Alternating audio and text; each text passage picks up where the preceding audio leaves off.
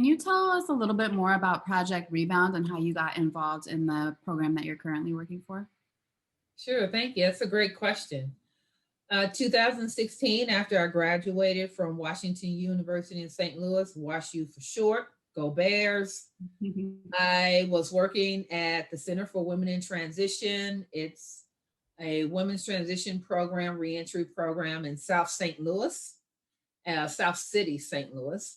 And I received two emails on the same day from two of my prior professors from Pitzer College who were part of the higher education for formerly incarcerated people listserv.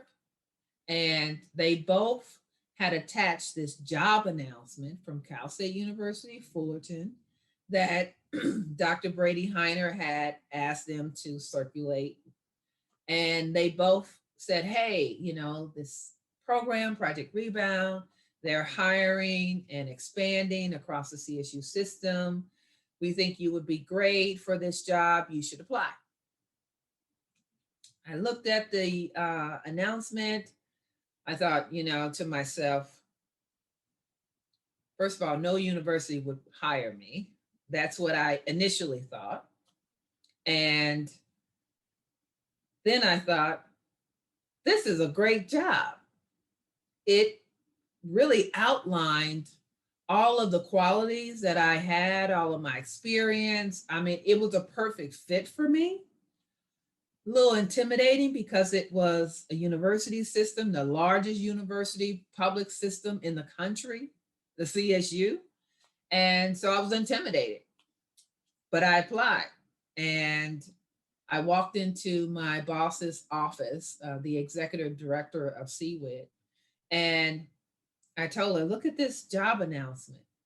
I said, I'm going to apply. I would love for you to support me.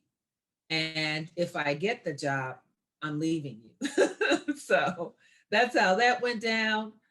She wrote a beautiful letter on my behalf, recommended me for the job. I got some other letters from some of my prior professors at Pitzer, applied for the job, got the call from Dr. Heiner while I was in Oakland, which was really weird. I was in Oakland. I had just finished talking with Susan Burton and meeting with Jason Bell. Got the call from Dr. Heiner offering me the job. And I was, before he could even get all of the words out, I said yes. And emailed my supervisor and told her I was offered the job when I get back to St. Louis. My last day is October 1st, so that's how that went down. And I returned to California, a nervous wreck, trying to figure out how I would navigate one of the largest university systems on the planet and one of the largest campuses within the CSU. Had only been out of prison 5 years, and this was my second job. So I was nervous, but thanks to Dr. Heiner, who's a wonderful person, a great supervisor, very engaged in criminal justice reform and abolitionist, really passionate about this work. It's just wonderful, allowed me the space to create and innovate and grow and some guidance and introduce me to folks. And Project Rebound, we launched it, in the fall of 2016. We had one student in our program, and that was 4 years ago. So a little bit about Project Rebound. Project Rebound, again, supports the higher education and successful reintegration of the formerly incarcerated. It was started at San Francisco State University in 1967 by Dr. John Irwin, who, after spending 5 years in prison for robbery at Soledad, entered the UC system, UCLA, and finished his undergrad degree and went on to UC Berkeley. and got his PhD. So, started working at San Francisco State, used all of that UC knowledge and education and his lived experience to create a bridge and a pathway for folks like me and you and others to enter into higher education from prison. But he started that prison to school pipeline back in 1967. So we're so proud to be a part of his legacy, to expand and grow his dream from one program housed at San Francisco State University to 8 additional campuses in 2016, creating a 9-campus program consortium, to expanding it even further in 2020 to 5 additional campuses. So now we have a 14-campus consortium of Project Rebound. Students and staff, we serve about 600 students right now across the CSU on those 14 campuses.